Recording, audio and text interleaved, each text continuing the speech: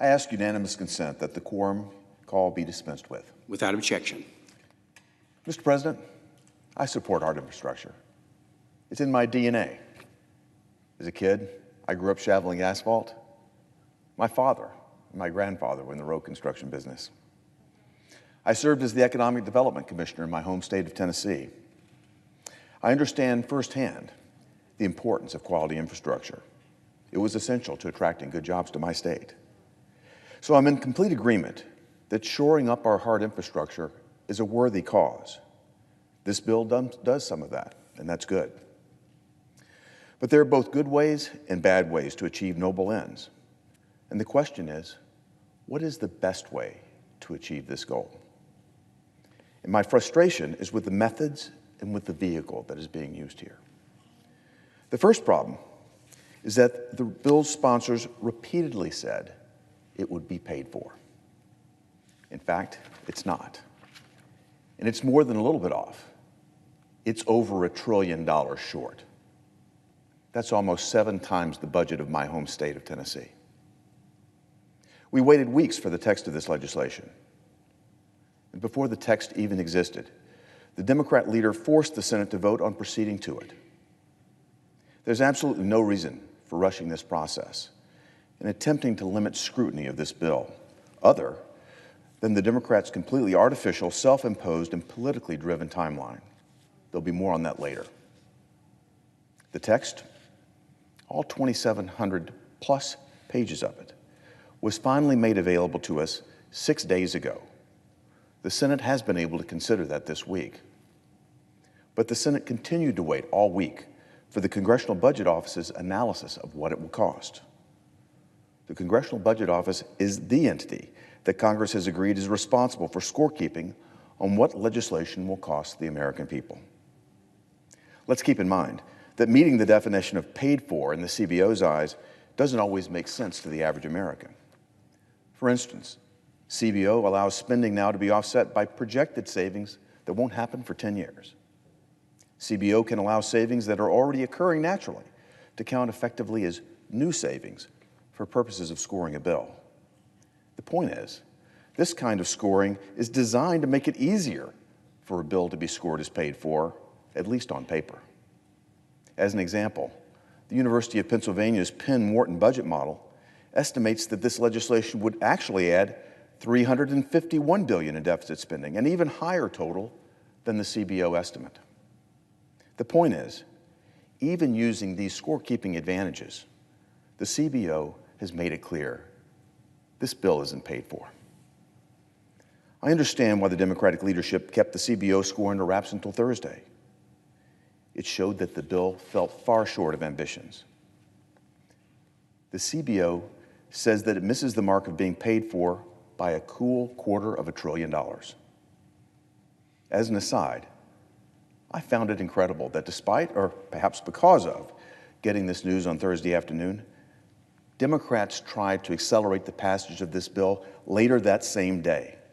Instead of going through the normal multi-day process for debating and enacting a bill, they tried to rush it through in the middle of the night. I objected to accelerating this process on Thursday because the Senate must carefully consider what it's doing. Now the proponents of this bill claim that the CBO's analysis is wrong. No matter how much explaining they do, the Senate agreed on the umpire before the game started. To this end, if this bill is paid for, why will we have to waive Budget Act requirements later on in this process? The Senate is going to have to pass this bill by waiving the Budget Act or the pay-go requirements. That's not paid for. Most of us probably won't be around when the bill comes due for this never-ending deficit spending here in Washington. But sadly, our children and our grandchildren will be.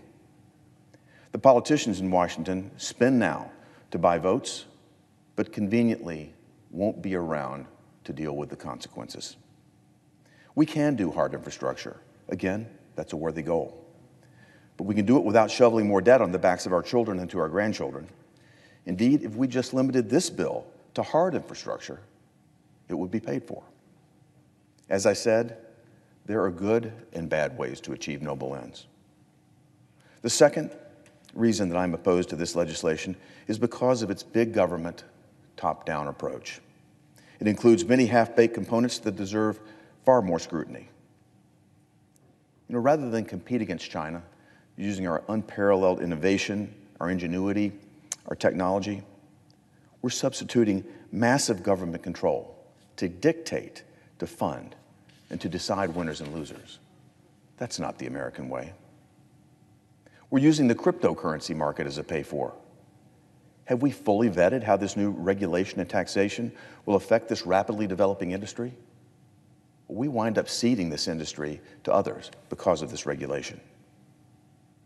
What's the point of even having committees in the Senate with expertise in certain matters if the most significant legislation that passes this body doesn't even go through them?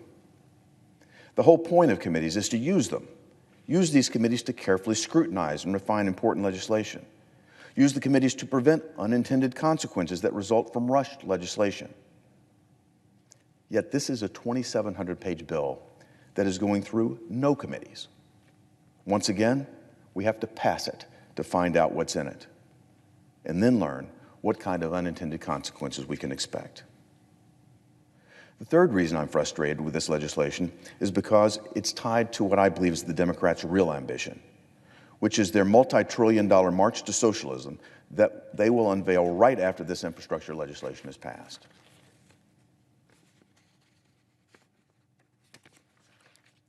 Democrats have admitted this. This is their plan. The far left wing of the Democrat Party, which is effectively calling the shots these days, is demanding that Democrats here in Congress spend trillions of dollars to reshape American society, to make American citizens more dependent on their government.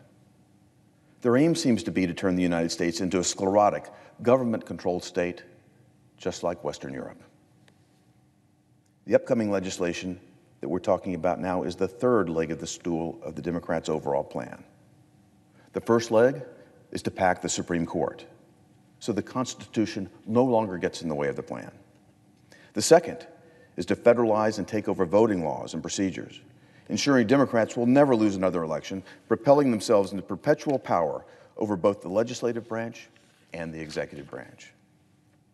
And third, they want to remake the United States economy and America's relationship with government into one where Americans begin to look to government for everything, from Green New Deal programs to daycare.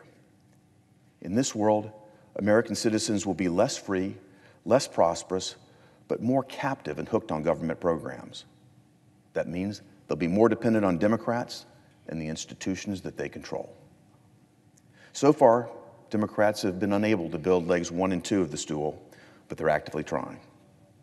President Biden has a court-packing commission ongoing, and the Democratic leader is today working on scheduling more votes on the election takeover. They're desperate to appease left-wing extremists that have all of the energy in their party because they need these extremists' support to win elections. Yet they've stalled out on their first 2 goals, so they've come up with a scheme to build the third leg of their stool. They previewed phase 1 of this scheme in March when they spent $1.9 trillion in the name of COVID relief. Of course, 90% of it had nothing to do with COVID. It was really just a payoff to their most loyal political supporters. Sadly, it's now causing the highest inflation that we've seen in decades. This inflation is a daily tax on every American who has to buy goods and services here in America. But phase 2 of the scheme is even more devious. Step 1, change the conversation to trillions with a T. Make billions sound small. Condition the Congress, condition the media, condition the American public to these big numbers. Remember, $1 trillion is an astronomical number, and our children are going to have to pay for it. Step 2, tell the United States that America needs infrastructure, but then redefine the term infrastructure to include government dependency programs. Really muddy it up. Step 4, when more reasonable Democrats in the Senate balk at some of these more expensive or egregious items, promise them a 2-track process, one for hard infrastructure and one for social programs. Step 5, negotiate as much of your socialist wish list into the infrastructure track as you can. They got some of it into this bill, but not all of it. They'll just put the rest of it into the wish list and put that wish list into the government dependency bill that's yet to come. Step 6, pass the infrastructure bill through the Senate as quickly as possible. Drop a nearly 3,000-page bill and demand that it be passed immediately before we can even understand or scrutinize what's in it. The Trojan horse, my friends, is through the gate.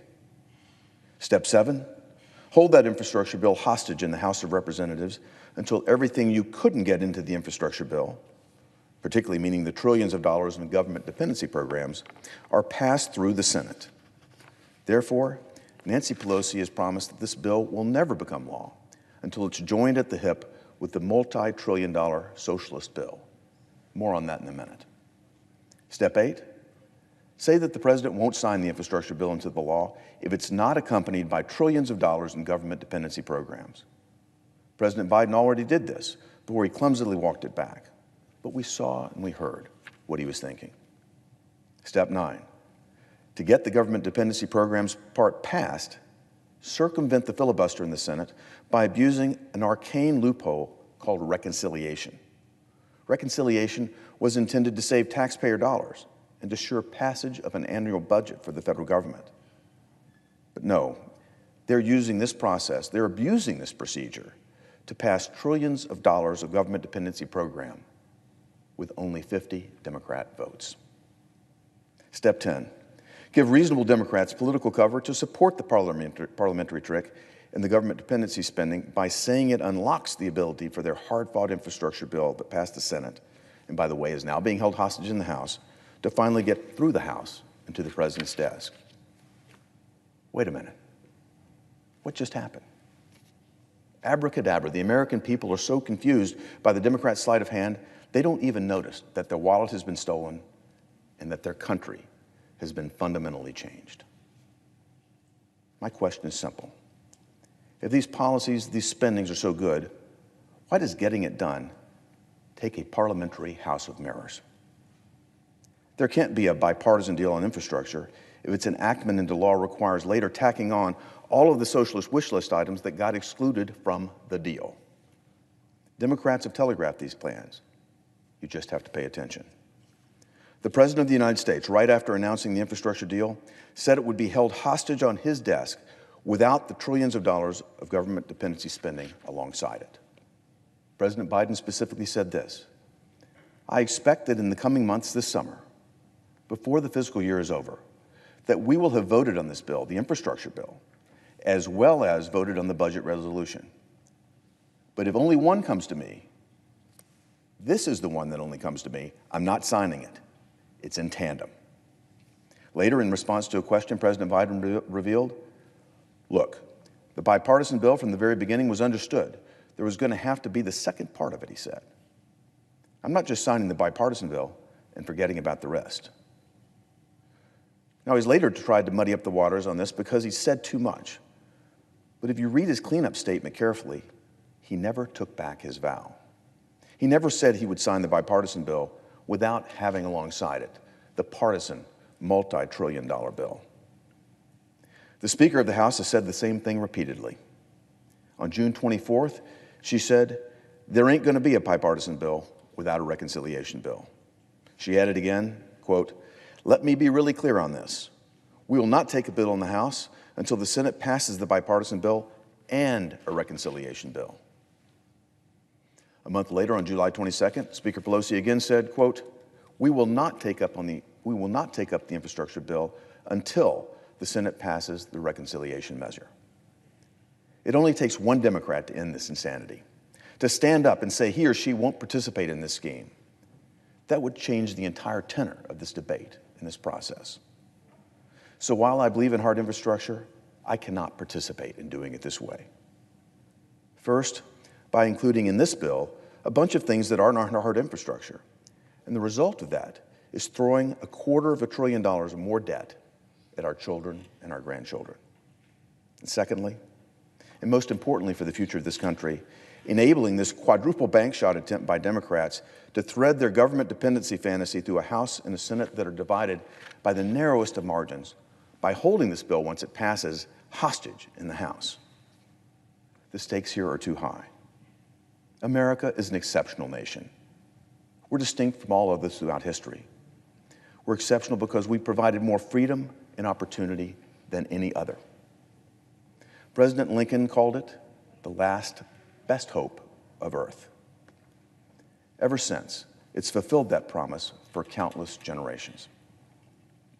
We must fight to preserve our American system and the American dream, not in a tornado of hurried legislative activity that will seal its decline.